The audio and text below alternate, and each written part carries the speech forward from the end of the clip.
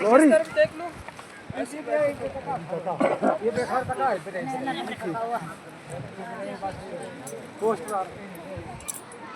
अच्छा, हमारे चंबा के लिए बड़े सौभाग्य की बात है,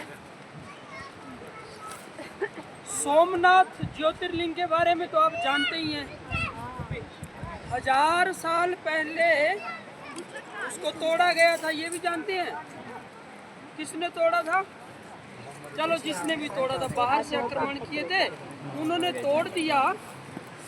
और कुछ अग्निहोत्री जो थे वहाँ के ना, उन टुकड़ों को छुपा करके लेके गए थे। अच्छा जी। 1000 साल पहले। अब उन्होंने क्या किया, उन टुकड़ों को छोटे छोटे ना शिवलिंग का, ज्योतिर्लिंग का रूप दिया, और हजारों सालों तक वो पूजा करते रहे। हाँ। सबको सुनाई दे रहा है? कुछ तो नहीं सुनाई दे रहा है।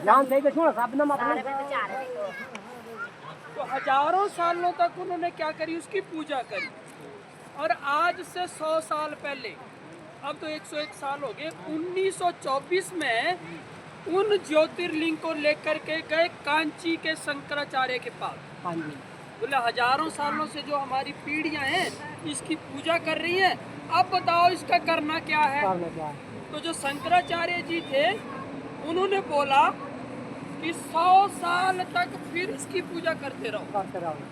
भारत आजाद हो जाएगा, राम मंदिर बन जाएगा, और 100 साल बाद एक संत होंगे बेंगलोर में, रविशंकर नाम के, उनके हवाले कर देना, वही इसका जीर्णोद्धार करेंगे।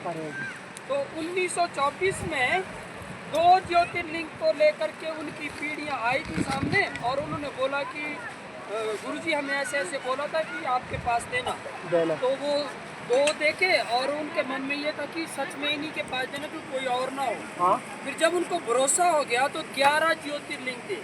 फिर 11 के 11 ज्योतिर्लिंग जो वो गुरुदेव के पास सौंप दिए। तो स्थापना करने से पहले वो ज्योतिर्लिंग भारत भ्रमण पे है।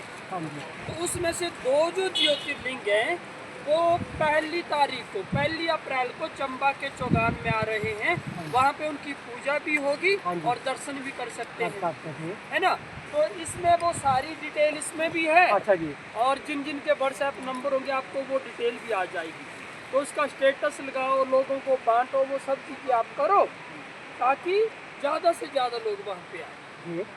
क्योंकि ये जो है ये ऐतिहासिक घटना है।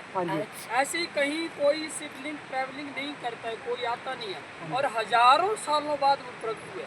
अच्छा, उस शिवलिंग की खासियत क्या है कि जब वो 1000 साल पहले था ना, तो वो हवा में होता था।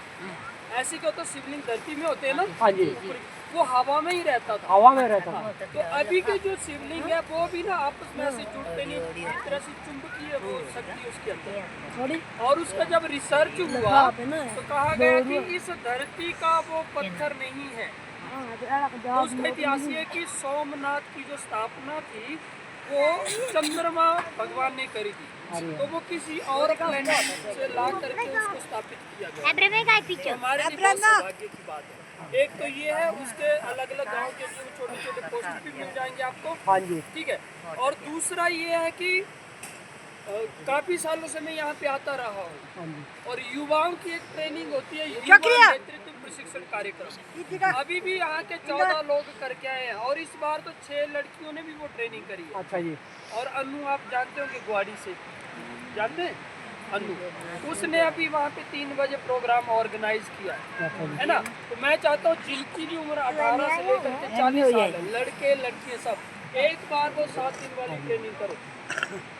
उस 7 दिन वाली ट्रेनिंग में हम अपने आप को पहचान पाते कि भाई मुझे करना क्या है और कितना मैंने कर पाया, उस तरह से हम आगे बढ़ते हैं। तो आपके जिनके है ना, गौरी भाई हैं, भूपिंदर जी हैं, धर्मेंद्र जी हैं, बाकी भी 24 लोग हैं 2-3 ही गाँव से। उन 6 लड़कियां भी हैं, उन सबसे संपर्क करिए और एक बार ट्रेनिंग जरूर करिए। और देखो इतना अच्छा माहौल आप ये घर घर करती हैं, और इसमें हमारे युवा भी करके भाग लेंगे। तो 7 दिन की उन्होंने ट्रेनिंग कर ली ना, तो उनको रियलाइज हो जाता सत्य यही है। बाकी सब माया है, उलझे रहते हैं। और बाद में जब समझ आती तब चलते हैं, तो फिर समय ज्यादा निकल गया। तो युवा एक बार ट्रेनिंग करेंगे, उनको समझ आ जाएगा भी है क्या या तो फोन में फंसे हुए, मानसिक बीमारियों में फंसे हुए हैं, वो गांव में छोटी छोटी लड़ाइयों में फंसे हुए हैं। कितना जीवन है हमारा, 50 60 100 साल जिएंगे, 100 इतना ही ना, जीने के बाद सबको जाना ही है। तो अगर रियलाइज हो जाएगा ना, हम तो मस्त होकर के जिएंगे। ठीक है, मैं अपनी वाणी को विराम देता हूँ, क्योंकि बीच में ही आकर के मैंने नहीं